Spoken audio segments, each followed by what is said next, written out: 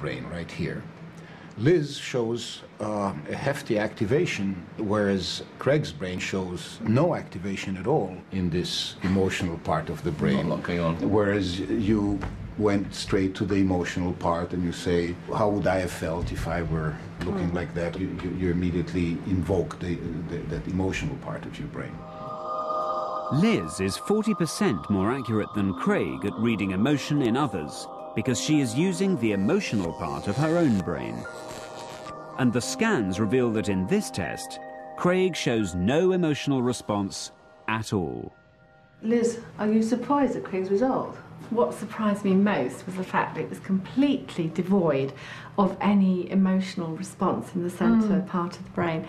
I mean, that actually has given me a big insight into why I've often felt I wish he would show some emotion. Yeah, but also switching back, in terms of our relationship, in terms of just our understanding, I sometimes need things to be spelt out more. Yeah. You know, actually don't think I'm just going to take it on telepathically or so. Just, you actually got to tell me. And also, I mean, in situations where there's potential conflict and so on, I'm trying to calm things down actually, 'cause I guess I just want to avoid the conflict. Whereas you're more able to, or more willing to sort of embrace. Well, I just think it's a much more interesting level to operate on if you can get into your emotional response a bit more. If women assume that men are just like them, and vice versa, that's when you get into difficulties. As far as you're concerned, you're sending out all these signals. It's entirely obvious that you are upset. So then when the bloke doesn't respond, you up the ante some more because you're determined to get the emotional response. You introduce emotive topics, so he has to respond. He can't ignore it. And then what do? You end up hanging a ding-dong. It's a shame for it to have to degenerate into a row just in order to activate the emotional response. The only real way forward is to realise we are different, we process this sort of information differently, and how are we going to make that work?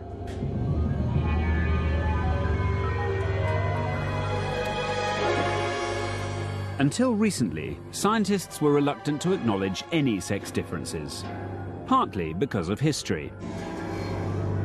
In 1879, Gustave Le Bon, a founding father of psychology, announced that intelligent women are so rare that they are as exceptional as the birth of any monstrosity, as, for example, of a gorilla with 2 heads.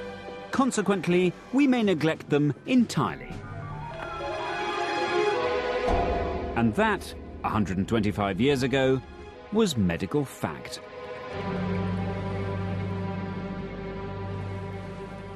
If I bring out a male brain and put it next to a female brain, you can see there's very little difference in any of the structures on the surface of the brain. The only difference really between these two is their size. And in general, female brains are a little bit smaller. So the explanation for this is men tend to be bigger. And so this is in proportion to that difference in body size. I don't think anyone's going to suggest that a small man is any less intelligent than a large man. Having said that, there have been a number of studies to suggest that certain areas of the brain might be slightly different in size. And the biggest areas of difference appear to be in language processing and also in this part of the frontal lobe, which is important in visuospatial processing. And this might be the basis for some of the functional differences we see between men and women. They may just be wired up differently. Dup. In this test, Tim is listening to made-up words. Bok. Different sounds are played to each ear at the same time. Bub. But Tim only hears one of them. Geb. When Claire listens to the same test, this is what she hears. Geb and Ged. Because women use both sides of the brain to process speech, Claire can hear both sounds. Tod and Top. Dod.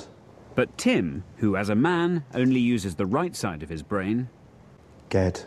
can only hear one. Bok. I found it really, really difficult. It almost came over as one word in both ears at the same time. Things aren't looking very good for men. That was automatic, by the way. Object-centred, partially deaf, unempathic, sex-obsessed fantasists is not how most of them would like to be remembered. Men are supposed to be go-getting, thrusting, successful. It almost come over as one word in both ears at the same time. Things aren't looking very good for men. That was automatic, by the way. Object-centred, partially deaf, unempathic, sex-obsessed fantasists is not how most of them would like to be remembered. Men are supposed to be go-getting, thrusting, successful. So we're giving them a chance to shine. After all, men love competition, and they're great at driving. Aren't they? I want women to win, badly. I'm going to really try and win this. I'm in. I almost feel it in the pit of my stomach. That I just want to be better than everybody else. The hormone testosterone plays an important part in competitiveness. Testosterone, the so-called male hormone, is actually produced by both men and women.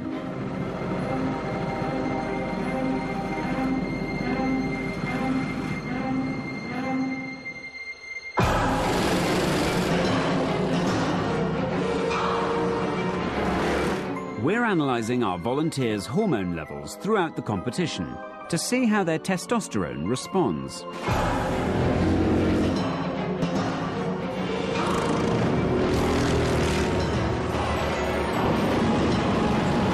It seems that men, the kind of biological response to a competition is very different than that in women.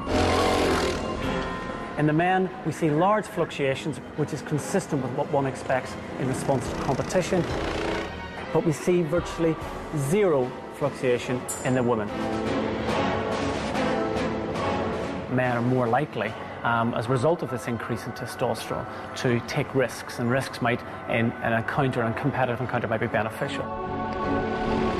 The testosterone-powered men quickly take the lead.